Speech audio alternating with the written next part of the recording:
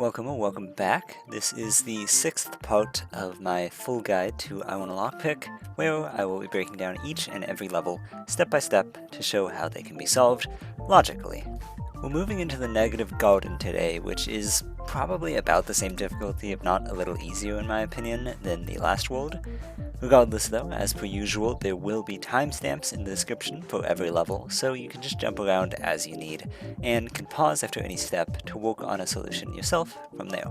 Spoiler warning for bulk doors, master keys, blank doors, blast doors, exact keys, auras, and door effects, golden doors, brown doors, and pure keys and doors.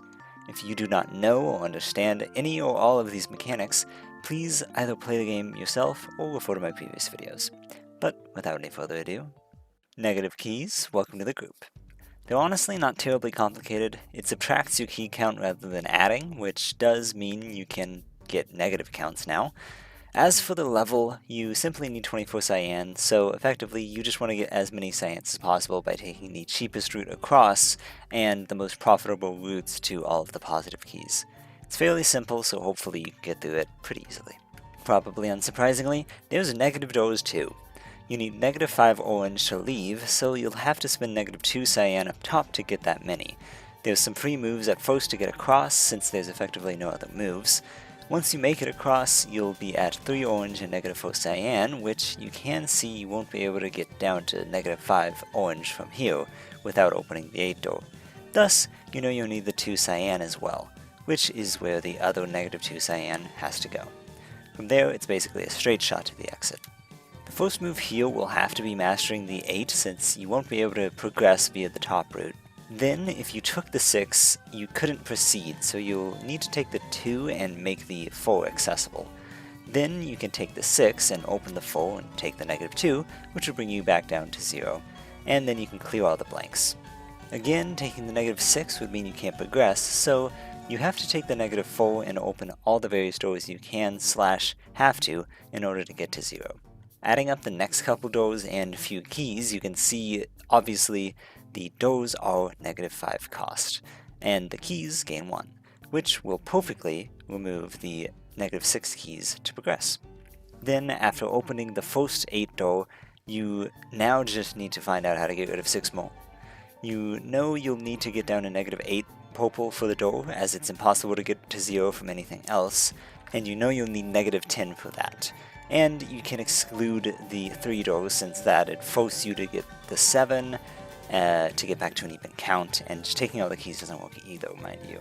So you can then identify that you just need to get down to 2 from the 2 doors, then taking the -10, and then you can basically just leave. The middle door is the only accessible negative, but you'll also need to make sure a +2 red is accessible from a -2 door, as otherwise you'll be soft-locked right after the start, which you can see by looking ahead is only doable on the bottom route, so you need to make sure that that negative door is accessible. But looking even further ahead, you'll need access to another -2 key from a positive door, which is only available from the top route, which, since it needs a negative door before that, you'll also have to make that accessible before taking the -2 key. Finally, you can actually start doing all that, and once you've gotten past the -2 door, you'll also need to open up the middle route further, since, again, we'll need to spend a -2 for a +2, which is through here. From here we've basically solved it, so just clear the doors in the right order and you will get through, no problem. Another new mechanic, sign flip keys. Self-explanatorily, they flip the sign from negative to positive or vice versa. You'll have to spend a total of 34 red keys, negative or positive. And note that the bottom left basically only has the one positive door that you can actually open, since it has a frozen door with negatives behind it, which, if you didn't notice last time, negative aura keys generally don't have an aura. Just by counting, we'll need to open 2 of the 12 doors, which will bring us down to 10 total keys. So you can start by just opening the -12. To get rid of the remaining 10, we'll have to open the 2 1s and 4s, and so you'll need to master the positive 12 on the left to get access to the 1, and then open the available negatives. Then you'll have to flip and can open all that, and you can just take your leave. Brown keys are back, as well as negative brown keys. Having a negative amount of them gives you a negative brown aura, or a purifying aura, which, as you may suspect, actually clears the coats from a door. This also means they can only be spent on naturally brown negative doors rather than coast doors, so you have to spend your first 10 to make the negative 4 and 3 accessible. Then you'll pick up another 7, but before the next blank there's negative 9 keys, which at most you can spend negative 7 on doors. So you know you can't spend more than 5 of your brown, which thankfully is incredibly easy to spend on the 3 cyan and 2 pink. Then, taking the negative 9 brings you exactly to negative 7, which, if you recall, won't coast the blank right since it doesn't work like that. So you can actually access the negative 3, then you can just spend all that, and the 8 brown after that is incredibly easy to spend from there on the 3 and 5, and then you can just leave. We'll need to get to the end of one of these paths, but the question is, how can we get down to 0 pink afterwards? Honestly, you can pretty easily brute force this one, but just for the record, let's solve it anyways. The way I've thought about it is using our good friend, modular math. By finding the values of all the normal keys mod 12, we'll know their effective value.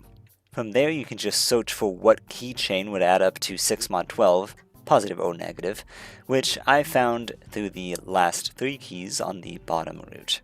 By clearing everything up to them, and then taking the exact key on the top, you'll set yourself right to 24 by taking those last keys, and you can just easily leave after that. I would not be surprised if there is a route that uses the negative 6 key, but that can be for you to figure out. We'll have to get to the end of each path yet again, so we'll need to make sure we can open every door. Counting keys and doors, 2 of the negative 2 purples need to be exhausted via positive keys, only 1 of the negative 2 oranges, and none of the cyans. We can't progress much, if at all, by starting at the bottom, so we need to open the top and exhaust some purples. Then we'll have a bunch of first moves in a row up until we clear the oranges in the middle. You'll need to make sure that you exhaust the bottom purple rather than either of the middles, since otherwise you won't be able to clear the blank door that's after it. After that though, it's pretty much just a free clear, so you can just leave. The first thing to notice here is that we'll have to grab the negative whites before any of the positives, so we can flip them all to be positive. There's a green flip in the middle though, as well as one past the full green. Since that one will be forced to take with some greens, you'll have to have negatives by then, so take the green and then grab all the white and flip them.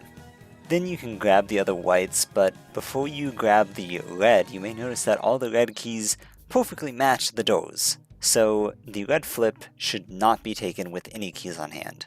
Thus, you just take it at 0. From there though, it's a pretty straight shot using what we already know. You can slow it down if you need, but I trust that y'all can understand it from here. It's mostly just a level that is used to demonstrate using a sign flip while at 0, so it just doesn't ruin the count later. Right off the bat, there's a good few moves you can make with no stress involving the purple, but now we actually need to analyze this puzzle a bit. We'll need to save all but 5 of the pure keys, and since any given way across requires pure keys currently, we'll have to take the 5 now, which also means we can open the blank blue.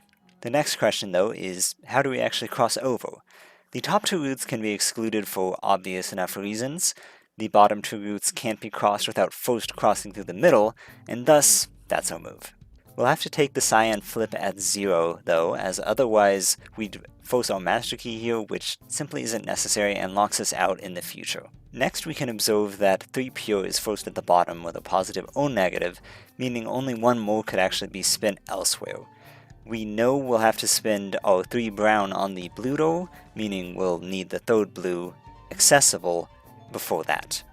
And since the pure flip, which is the only other potential choice, would be effectively worthless since you'll have no way to progress afterwards, we have to master the cyan blast door up top so we can actually remove our browns. This also shows us that the blast door is where we'll have to spend the final 1, since there's no point in opening the 1 doors at this point. And hopefully you've been leaving all of your pures on the ground because of that.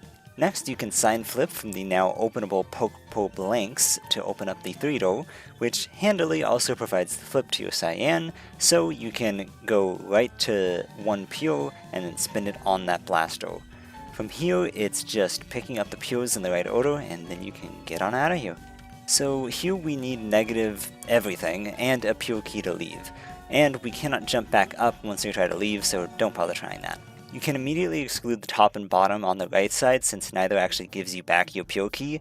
Additionally, because of the layouts, we'll have to go through each path fully before opening anything else, so there's going to be no jumping around between other paths. Just go down one. We can see that just opening stuff on the right won't work to flip things over, so since the closest you can actually get ends up with green as positive and the rest is negative. So you know that you'll have to flip all your normal keys at least once to actually get to the negatives. We can exclude either black flips to start, as they'll lock out the -1 black and force the other one to open to get blue and red on the same page, which thus makes your black positive again, and it's just not a good move. Similarly useless, the one exact green would just serve the same function as a full sign flip at the start, so that can also be eliminated. And considering the full flip would change basically nothing, we can disregard it as well as the start, which leaves the -1 exact black as the only option to begin. You can then quickly see that going for the exact green key wouldn't accomplish anything right now, so you'll have to do the black flips instead. Finally, this leaves one more door to actually make a difference, which, if you'll notice, it explicitly sets green to +1, meaning you only have to care about red and blue's values being -1, and then they'll flip over to +1. So from here you can just flip everything, do the last route, and flip everything a final time to leave. Obviously, the golden door will have to be mastered after being made brown, and since you have to take the -4 brown before them, you need to get down to 0 brown before leaving. This can only be done via the -2 brown door, and taking the -4 with the 2 in hand.